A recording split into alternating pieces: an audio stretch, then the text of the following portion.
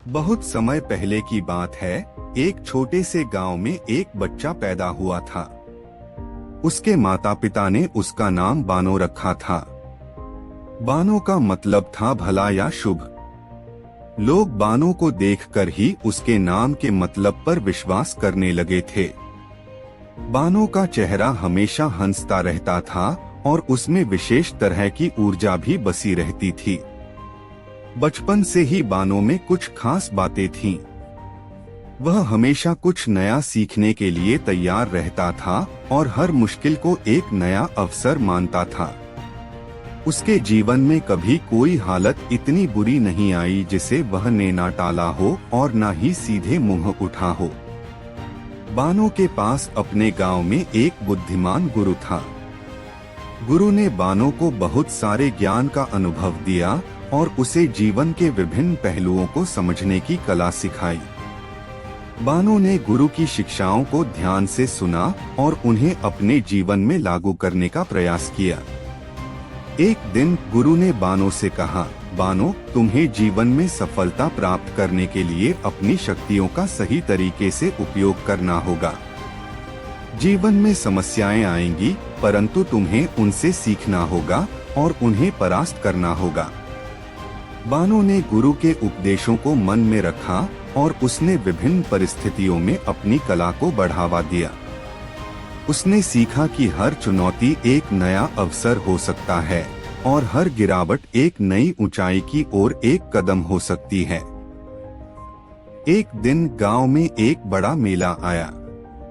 मेला में विभिन्न प्रतियोगिताएं आयोजित की जा रही थीं और उनमें से एक थी सबसे तेज दौड़ने वाला। बानो ने इस प्रतियोगिता में भाग लेने का निर्णय किया।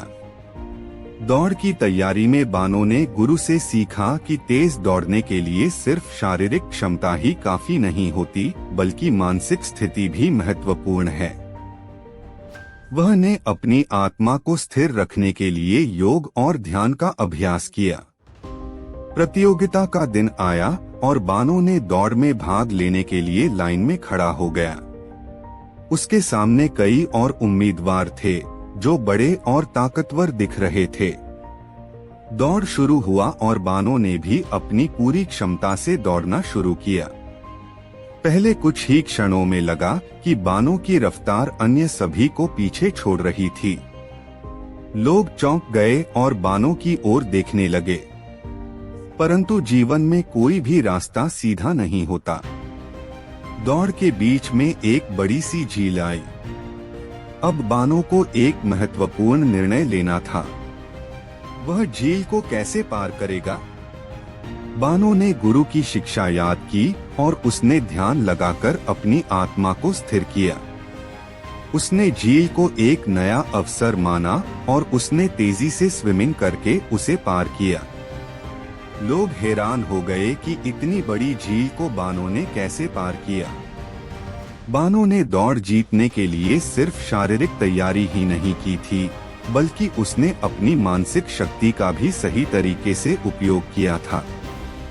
लोगों ने उसे सबसे तेज दौड़ने वाला माना और उसे बड़ी शोभा मिली।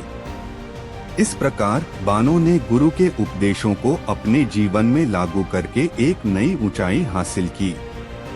उसने सीखा कि जीवन में सफलता प्राप्त करने के लिए हमें अपनी आत्मा को समझना होता है और हर चुनौती को एक नया अवसर मानना होता है। बानो की दौड़ ने उसे गांव के बाहर भी मशहूर बना दिया। उसकी कहानी ने लोगों को यह सिखाया कि अगर हम अपनी शक्तियों को सही दिशा में लेकर जाते हैं तो हम किसी भी मुश्किल को पार कर सकते हैं। बानो की इस कहानी से हमें यह सीखने को मिलता है कि जीवन में हमें कभी भी हार नहीं माननी चाहिए। हर दीवार के पार कोई रास्ता होता है, बस हमें उसे ढूंढना होता है। अगर हम अपने लक्ष्य के प्रति प्रतिबद्ध हैं और हर कदम सही दिशा में बढ़ाते हैं, तो हम सफलता की ऊंचाइयों तक पहुंच सकते हैं।